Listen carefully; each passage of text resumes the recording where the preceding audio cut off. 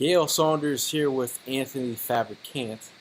We're continuing our series on the path to the 53, but we're looking at the tight ends. How you doing today, Anthony? I'm good, Gail. I'm good. How are you? Thanks for having me. It's a pleasure to join the team and I couldn't imagine to find a more Philly team to join than to join one that has the word John in it. So I'm excited to be here. Yeah, man. I mean, talking about the tight end group, last year was a strength for us. You had the savvy veteran in Brent Selleck, who's a jack of all trades in the sense where you could rely on him to block. He'll get you the tough yards. He'll make a touchdown catch here and there. You had Trey Burton, who left in free agency. Obviously, he'll have a special place in our hearts with the Philly special. I just think, they couldn't afford him. Nor could they afford to pay Brent Selleck, who's, that $4 million they saved by letting the savvy veteran go. It's something that had to be done. I mean, it hurts to see a guy like that go. But obviously, the Eagles have to think about, balling on a budget, and they have to think about getting younger at the position. You think about when they brought in Zach Ertz, Brent Selleck was at the same age of 27. Overall, thinking about the tight end group, Anthony, how are you feeling about the tight end group going into the season? It's hard not to be excited. Especially considering the season Zach Ertz just came off of. The numbers speak for themselves. Only Travis Kelce and Jack Doyle recorded more receptions. Only Rob Gronkowski and Travis Kelce recorded more receiving yards and receptions that resulted in first downs. And at the same time, one of the big things we've talked about, especially with Ertz and his development as a tight end, was the high upside and ceiling of him as a red zone threat. And the stats, again, continue to reiterate that. As last season, only Jimmy Graham, Kyle Rudolph, and Gronk recorded more receiving touchdowns from the tight end position. He's developed into everything we thought and hoped he would. The concerns originally being with the blocking, but years with Selleck have groomed him into being one of the best over all top three tight ends, in that perennial discussion with Travis Kelce and Rob Gronkowski as to who is the best tight end in the NFL. So I think when you have a player like that at this position, you couldn't be more excited. And at the same time last year, along with blowing up for everybody from a fantasy perspective, he caught that game-winning touchdown pass in the Super Bowl and has permanently etched himself into the famous echelon of Eagle greats with that touchdown. So it's hard to not be excited. And at the same time, with the loss of Trey and Brent, it is tough. But at the same time, it's like you said, balling on a budget. And anytime you win in Super Bowl, when you come back, you'd love to have the same 53-man roster. Unfortunately, it's not always the case. Especially with Trent, undrafted rookie, playing quarterback at Florida, to come here, do the things he did. And, Brent, a lifetime Eagle until this year, has always been a fan favorite just for his own passion and his ability to contribute in a myriad of ways. Yeah, I think it's like, it's hard to say goodbye, but and get back to Zach Ertz to start it off with. I think Zach Ertz, everybody was waiting for that breakout year. That breakout year is something that, everybody was waiting for from Zach Ertz. The blocking thing was a slight issue. Zach Ertz actually blocked me on Twitter for a short period of time. After the Super Bowl, Zach Ertz actually unblocked me, I was like, hey, I had mentioned something about his blocking. I guess somebody had blocked me, so that kind of. But I think all kidding aside, he had an All-Pro season. The first time he was a Pro Bowler, finally get recognized for the job he did. I think his route running ability really stood out. He made Vikings safeties look silly last year. And he made a lot of players look silly last year. And I think he was a reliable threat throughout the season. I think his consistency and his ability to be that guy for Carson Wentz in the red zone. I remember them. Like, it was the Giants. They ran the same play over twice in a row. Like that kind of level of like trust that you have in your tight end to run the same play in confidence, knowing that you have a guy like Zach Ertz at the table. I think it's huge. I think it's he's taken that position and spearheaded the movement, and now moving forward, some people may question that the Eagles draft Dallas Goedert in the second round. I think tremendous value where the Eagles got him, trading him back, getting the second round pick in 2019. I think overall, bringing in Dallas Goedert, how do you feel about Dallas Goedert? So originally, I thought it was an interesting pick, especially at the location, especially at the fact that it contributed to preventing Dallas from likely drafting him, which we can always praise and enjoy. But honestly, if the second I turned on highlights just to look more into his game and see what he was, I saw a lot of what I saw in 86 and Midnight Green last year. I saw a guy that was making plays in the red zone. I mean, one-handed catches, circle receptions. This guy wasn't just a weapon in Division II. He was the focal point of their offense. And even today, from what you're hearing, from OTAs early, this guy, he's getting field. He's quite saying that his dream has come true. He couldn't be more happy to be an Eagle. And at the same time, it's exciting to see what he can do, especially with the way that tight ends are being utilized in the NFL offense these days. You see it with Ertz, you see it with Jordan Reed, you see it with Rob Gronkowski, you see it with Travis Kelce. These guys are not just, blockers that can sometimes catch a pass to keep with defense, offense. Honest. What they are, weapons. They can be motioned out to get the mismatch. I mean, as you mentioned with Ertz, it's such a mismatch nightmare. He's too athletic for most linebackers, and at the same time, a safety, you just run an inside dig route, he's going to catch. He's going to be tough to stop. And I think Goddard has the same potential. It's exciting. I think that, it really reiterates what Dougie P does from an offensive philosophy. He's all about the mismatch and creating the best window for his quarterback. And, two tight end sets, especially in the passing game last year with Ertz and Burton. We found out that there were a lot of mismatches and opportunities for Burton as well. And look at it. The man just signed a 4-year deal for over $30 million. Yeah. So obviously someone else, as in Chicago, believes that he has the same type of potential. So I think Goddard, as much as I think initially he may not be as quick out of the gates as Burton was last year in his 4th year with the team, I think that the upside, it trounces it. And I think that as a two tight end set, it could be potentially one of the scariest in the league. Yeah, I think a lot of people don't realize what Doug Peterson, he is a big fan of these two tight end sets, and I think the way he uses his tight end sets, you might think he's going to run, but Doug Peterson, 57% of the time, he's passing out of these two tight end sets. If you look down by the goal line, 41% of the red zone snaps are two tight end sets. You think about, the mismatches that he can create.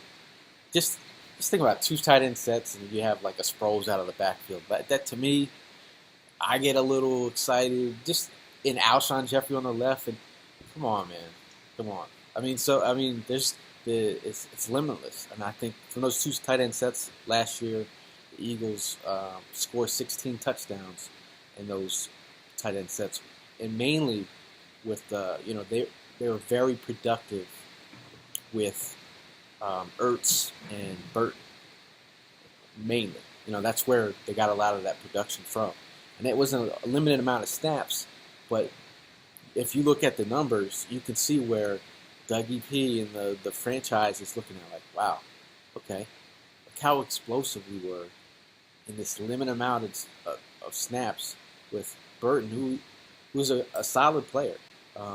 But I think Goddard is an upgrade. So I feel like, while some might see it as a luxury pick, I think in a win now mode, you just add another weapon for Carson Wentz. So I think it's a solid move, and it's a move that Dallas Goedert was one of the guys that I had the Eagles targeting. There's a couple targets that I was like, these are the guys that I did all my homework. I'm like, watched so much stuff on Dallas Goedert. When the pick was announced, I was like, yes, we got a good player. Now moving forward, another guy who signed in free agency. It was a low tier signing. Eagles aren't expecting too much, but Richard Rodgers, who spent his time with the Green Bay, he was drafted in the third round. He was brought in to replace Jermichael Finley, but he had a little breakout year in 2015. But other than that, it's been up and down. Your feelings on Richard Rodgers? Yeah, Richard Rodgers is definitely kind of, when we look at the pool that we have at tight end right now, Richard Rodgers is probably more of an outlier compared to the other guys in terms of their style to play. I think he's a little bit more of a polished. He's more of a polished pass blocker than he is as a receiver. Although, as you mentioned, in 2015, he did notch eight touchdown receptions. Right. It's really tough to get a good read on him too, because when you think about the fact that he played with Aaron Rodgers, who's as good as it gets in the NFL, a guy that can make all the throws, makes guys look better than they actually are. So it's tough to get a good feel on that. However, the fact that they did continuously use him is a good sign and testament as to his work ethic, his ability to work. I actually think he's in a prime position to contribute. I think it'll be more early in the season. I think pending the development of Goddard, there's going to be chances that I think will be marginalized throughout the year as Goddard gets more familiar and is able to entrench himself into the offense. But I think he really kind of, it's tough to say anyone could replace Brent Selleck, but I think he's fit to replace that role from a year ago, to be a solid, reliable blocker in 3 tight end sets and maybe find a couple opportunities early in the season in the goal line offense. Yeah, the one thing that I was reading up on Rodgers, that his best trait was his hands. Now they said he had one of the best set of hands on the Packers last season. I think that's why Rodgers had that kind of trust in him down by the goal lines. And he made that phenomenal catch against the Lions, and the last second catch. I mean, that was kind of crazy. There was a quote from Adam Zaruba, who we'll get to shortly. He talked about the Eagles talking about competition. Bringing in competition was the biggest thing. Zaruba says, one of the big things they preach here is competition. They wanted to bring in some guys to compete for the spot, so there are a lot of capable guys here. So I think when you think of it from that standpoint, some of the guys are kind of around the same type of player. I wouldn't, I wouldn't say, Rodgers is the blocker that Selleck is, but he'll give you something, and you're hoping that a change of scenery for him could be this. Playing with the Eagles could be something special for him. But moving forward, we have Billy Brown. Player that the Eagles had interest in prior to the draft. He went undrafted, D2 star. He was lights out. He was a receiver at Shepherd, man. Like, he really balled out. I saw him in training camp. Looked at him pretty closely, and he had some solid hands. Didn't drop the ball too much, and I thought he had a chance. I think him being a wide receiver trying to transition to the tight end position, I felt like he was it was a challenge for him. But he landed on the practice squad, so we got to say something about that. I mean, your feelings about Billy Brown? Yeah, absolutely. I think any time that a young player gets offered a futures contract for the next season, I think it just shows that the team has confidence that there is absolutely talent there. I mean, do those always result in a roster spot? No, not necessarily. But what it does is it just creates the context that there is an expectation that they might be able to make the team. Billy, as you mentioned, a college star, shattered records, school's all-time leading receiver in yards, touchdowns, and Yeah. receptions, all the major categories. And much like what we mentioned with Richard, I like what you said about him not being the blocker of Selleck because I absolutely agree. But I think that because of there's kind of that drop off in terms of upside and potential between Goddard and Ertz to Rodgers, I think that creates an opportunity for a guy like Billy Brown, who, if he comes in, it turns out he put on some weight enough to really make a difference and contribute as a blocker. I think that, as you mentioned, he has natural receiver skills, and if he lets his route running do talking and he can block some guys, it'll be a great opportunity for him to take a shot at cracking the roster. Yeah, I mean, you touched on his ability to, catch the ball, you know, being an athlete, that, I was like, hey, man, I was looking at him so closely in camp. I was like, man, this guy's, he's making the catches. He's not dropping any balls. When a lot of other receivers were dropping balls, he was one of the guys that was holding on to the rock. I think I just love that idea of the competition. Like, bringing guys that challenge each other, and the best will rise to the top. Now, moving forward, Joshua Perkins, a kind of a no-namer. Your feelings on Joshua Perkins? Yeah, Perkins kind of comes into camp in my mind as a dark horse. He's not, as a long shot to make the roster. However, he's got some interesting, fun facts, and the fact that he played with the Atlanta Falcons, was a part of that infamous 28-3 failback. And but what's interesting to see is that he actually does, although he does not have much playing time in the NFL, he does have his first touchdown reception was a 26-yard catch from Matt Ryan. I think that it's interesting. The guy has an opportunity. I think it definitely helps that he has experience. When you look at the bottom half of this talent pool, these are guys that are either rookies or their only experiences on the practice squad. And so that's, I think, a guy like Perkins who has experience, who has familiarity with actually being on the field in a real Sunday game. I think that's a benefit to him. And I think it kind of speaks to what we discussed earlier about competition. And I think that that's a resounding component of what led to this team having the success it did a year ago. In my mind, two of the biggest themes of that team were competition and camaraderie. These guys love to compete, and they respect each other for it. And I think that it just creates this atmosphere where there's positivity and just pushing guys to do their best. So I think Perkins will have a good shot. We'll see what happens. I'm looking forward to see what comes out of OTAs and then eventually in the preseason games to see, if or what he can do. Yeah, I mean, and rounding out the tight end position, just like the tackle position, following the rear, another rugby player in Adam Zaruba. I think at 6'5", 265 pounds, you can kind of think what the Eagles are hoping to. Hope he can come in and be a blocking tight end of some sorts. You're talking about a guy who's never played football again. That's kind of interesting that the Eagles, you could see how they're outside of the box kind of thing. I got to respect that. I mean, they do their homework. Whether it's I remember I believe it was Gil Brandt, he was talking about the Eagles draft group, or their scouts and collective are at every single workout or private work. They're at every school or anywhere they're trying to do their homework. And I think Adam Zaruba, another project.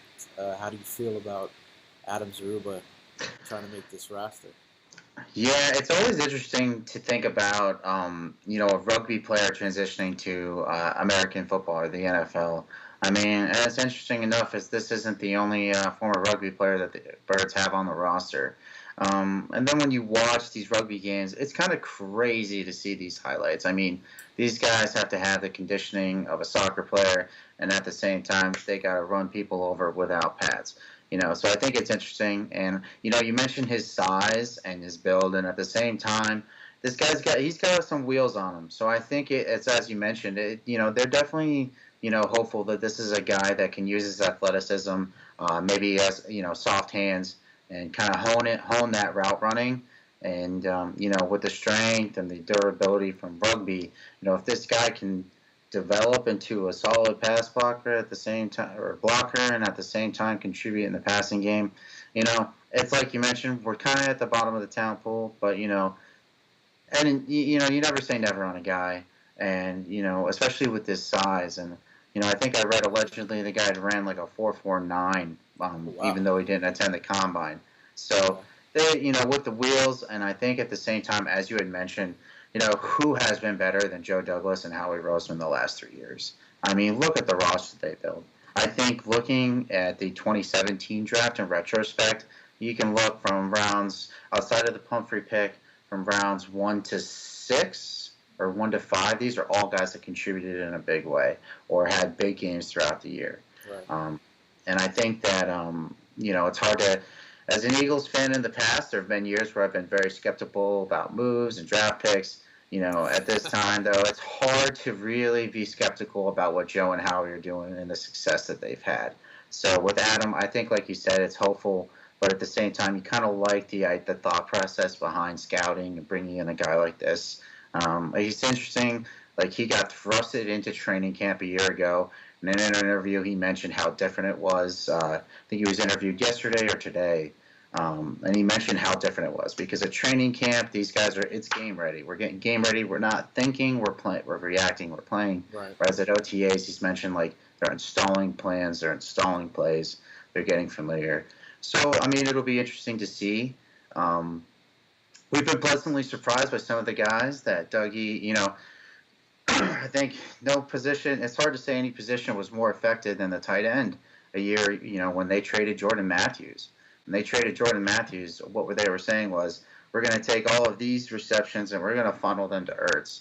And the numbers of the on and off between Zach and Matthews in years prior were scary, and kind of suggested that. And that's what happened.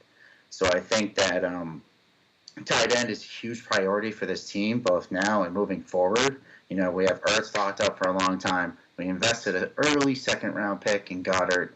So I think that they're definitely going to be selective about who they pick for the third. And if they decide to keep 4 tight ends, unlikely, but, it'll be interesting. Yeah, I mean, I think overall, I think just like you have to just be excited about what the possibilities are from this group. I think, would we like a more solid blocker? Yeah, but from a standpoint of what these tight ends will mean for our passing attack, I think it could be special. I'm getting goosebumps right now thinking about, oh man, they're gonna play tall ball in the end zone with these guys. I mean, that's what you gotta love, and it's gonna who do you hone in on when you get down by the red zone? There are so many weapons. Yeah, absolutely. I think especially when you look at it from like the big, tall body perspective, not only do you have Goddard and Ertz, you have, I don't know, some guy named Alshon Jeffrey.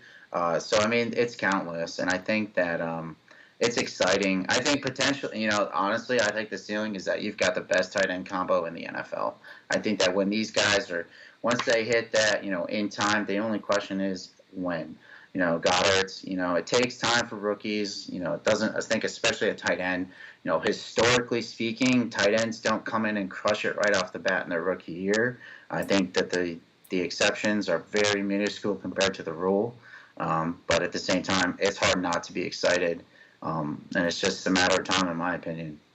Now, Anthony, I know you're on Twitter. Why don't you tell everyone where they can find you on Twitter? All right, so you guys can follow me on Twitter at Anthony Fabrikant.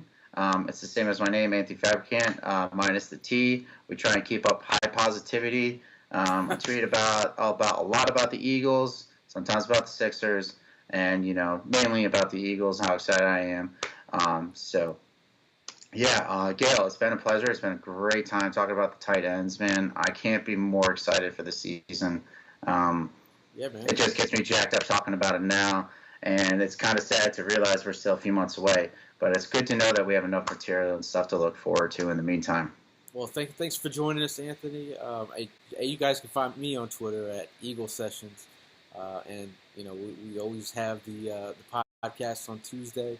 Other than that, you can find a lot of our content on fourthandjohn.com. There's a lot of contributors out there putting in some great work, and we're going to continue this path to the 53 series, moving on to other positions. But thank you, Anthony, for helping me come to some terms with the tight end position. Thanks, Gayle. Yeah, man, I'm excited. I mean, it was tough. I'm a huge dude. Trey Burton was my guy. I mean, I remember even when he was just contributing on special teams, I was hoping the guy would get a shot. And when he blew up, when he started to really finally get recognized last year, I couldn't have been happier. It was bittersweet to see him shine with Chicago, but at the same time, it meant that the process worked. He trusted, although he went somewhere else. Showing love to Burton. I appreciate that, man. Giving a shout out to Burton. It's funny because last season, me and E-Rock had a invite down to the stadium to get on the field and go through the locker room. And the one player that we spoke to was Trey Burton, and he spoke to the crowd. And then he actually walked us through the tunnel with, they had the music playing. I was like, I'm walking through this tunnel with Trey Burton. The music's playing, and he was a cool dude. Definitely a great representation of what an Eagles player is like. He's one of the good ones that you love to root for. But I'm happy you got his money. But thanks for reminding me about giving that tribute to Burton. But I think that's all for us. You guys out there, look for the path to the 53 series for all the position groups, and we'll see you guys soon.